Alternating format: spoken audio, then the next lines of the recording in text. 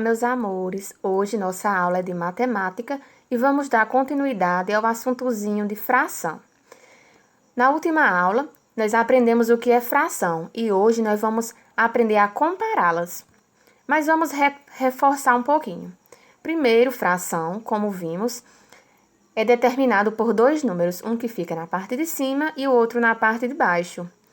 O de cima é chamado de numerador e o de baixo é chamado de denominador. O denominador, de acordo com nossa figurinha, ele indica quantas partezinhas eu dividi. Então, eu tenho uma bolinha e eu dividi em duas partes. Então, ela está lá identificada no nosso denominador. E o nosso numerador indica quantas partezinhas eu utilizei do meu inteiro, tá bom? Então, eu dividi em duas partes e utilizei uma. Então, representa a fraçãozinha 1/2 ou 1/2. Então, hoje, nós vamos aprender a compará-las, ou seja, saber qual é maior, qual é menor ou se elas são iguais. Então, para isso, nós utilizamos alguns símbolos. O símbolozinho de menor que é esse símbolozinho abaixo, o símbolo de maior que e também a igualdade. Então, vamos começar. Só que para isso, nós precisamos saber e conhecer os 4 fatores das frações. Esses fatores são bastante importantes. O primeiro fator é o seguinte: só é possível comparar frações que estejam relacionadas com o mesmo inteiro. Mas como assim? Então, vamos ao exemplo. Eu tenho aqui duas fraçõezinhas. Percebam que na nossa primeira figurinha, eu tenho um retângulo que está dividido em 4 partes e dessas 4 partes eu escolhi 2, ou seja, eu tenho 2 partes pintadas. E na nossa segunda fração, eu também tenho, só que dessa vez um círculo. Ele está dividido em 4 partes e eu pintei 2. Mas percebam que o nosso inteiro é diferente, ou seja, a nossa figurinha é diferente. Então, o tamanho que eu tenho na minha primeira fração pode ser diferente da nossa segunda, que é a bolinha. Então, não se pode comparar frações que estejam com desenhos diferentes, ou seja, quando o inteiro é diferente. Então, não é possível compará-las, tá bom? Então, vamos para o nosso próximo fator. O segundo fator é quando os denominadores são iguais.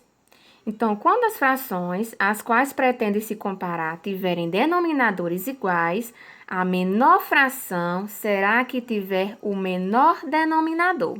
Então, vamos ver isso na prática. Eu tenho aqui duas frações. Percebam que os inteiros são iguais, ou seja, eles são de formatos retangulares. Então, na nossa primeira fração, eu tenho um retângulo dividido em 4 pedacinhos e eu pintei 2, que é essa fraçãozinha que está destacada em verde. Na nossa segunda, eu tenho também um retângulo dividido em 4 pedacinhos e eu utilizei 3, que são essas partezinhas azuis. Então, se a gente comparar e perceber nossas frações, ela tem um denominador igual, ou seja, 4, tá certo? Então, quando o nosso denominador for igual, o que a gente vai saber? A menor fração será a que tiver o menor denominador. Então, já coloquei o símbolo ali.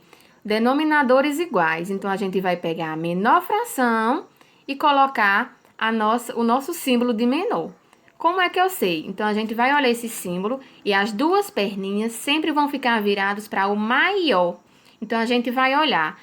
Se o menor é 2... Não é verdade? Tem um 2 e tem um 3 em cima. Tá dizendo que a menor fração será que tiver o menor número, ou seja, o menor numerador. Então, o 2 é menor do que 3. Então, 2/4 também vai ser menor do que 3/4. Então, nossa maior fração não é 3/4. Então, eu vou virar as duas perninhas do meu símbolo para o 3/4. Tá certo? Vamos a mais um exemplo. Eu tenho aqui 2 bolinhas. Ou seja, 2 frações. Na minha primeira fração, eu tenho 5/8. Na minha segunda, eu tenho 7/8. Também temos os 2 denominadores iguais. Então, a gente vai procurar o quê? O numerador. Então, quem é o numerador maior? Não é o 7, então ela vai ser a fração maior. Então, a gente vai virar as duas perninhas para a fração maior, que é 7/8. Entenderam? Vamos para o nosso terceiro fator.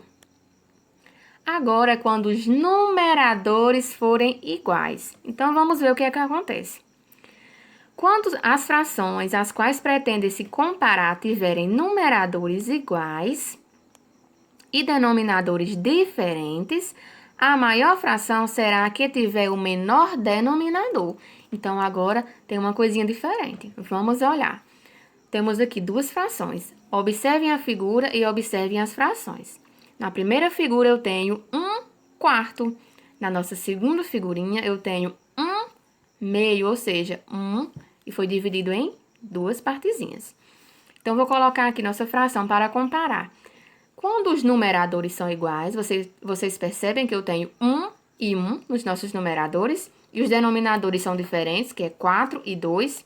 Então, quando isso acontece, a maior fração será a que tiver o menor denominador. Então, a gente vai olhar agora o denominador. Quem é o menor denominador? Não é 2? Então, está dizendo que a maior fração será a que tiver o menor denominador. Então, nesse caso, o 2 não é menor do que 4? Então, a nossa fração 1/2 vai ser maior do que 1/4, porque sempre que o numerador for igual, a gente vai escolher o menor número do denominador e essa fração será a maior de todas. Então, virei as duas perninhas para 1/2, ou seja, 1/2. Mais um exemplo. Eu tenho aqui duas frações, 2/8 e 2/4. Observem que os meus numeradores são iguais, então vamos procurar o nosso denominador. Então, o menor denominador é o 4, então essa fração que tem o 4 no denominador vai ser maior do que a que tem o 8, tá certo? Então, é o contrário do que a gente viu quando os denominadores são iguais, tá certo? E o nosso quarto fator é aquele que necessita de um maior cuidado, ou seja, ele tem um procedimentozinho maior. Então, por que isso acontece? Porque temos os numeradores e os denominadores diferentes. Então, devemos encontrar primeiro o MMC dos denominadores. Vamos ao exemplo. Eu tenho aqui duas frações, 2/5 e 3/4. Observem que tanto o numerador como o denominador é diferente nas frações. Então, para a gente encontrar, vamos encontrar primeiro o MMC de 5 e 4, que são os denominadores. Então, já estudamos como encontrar o MMC. Então, a gente coloca 5 e coloca o 4. Então, fica 5,4 e vamos determinar quem é o MMC. Primeiro, observamos que tem um número par, que é 4. Então, a gente vai dividir por 2. O 5, como ele é ímpar, não vai dar para dividir por 2. Então, a gente baixa o 5 e divide o 4 por 2. 4 dividido por 2 vai dar 2. Então, no nosso resultado, ó, baixei o 5 e coloquei o 2.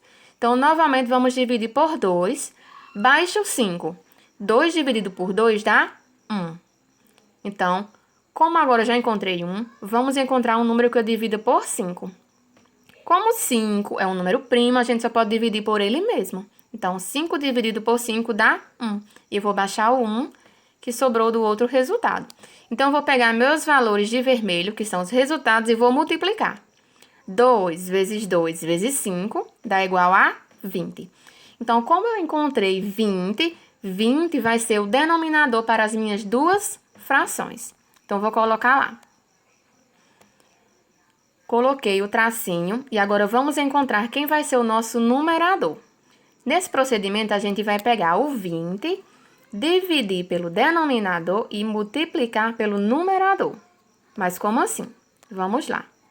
Vou colocar aqui um quadradinho no meio, que é para no final a gente colocar qual a fração vai ser maior. Tá certo? Então, vamos lá. 20 dividido pelo denominador lá da primeira fraçãozinha, que é 5, vezes 2, que é o numerador da primeira fração. Vamos para a nossa segunda fração. Vai ser 20 dividido por 4 vezes 3, certo? Eu tô olhando para a segunda fração. Então, agora vamos resolver. Quanto é 20 dividido por 5 vezes 2? Primeiro, vamos repetir novamente o nosso denominador, que é 20.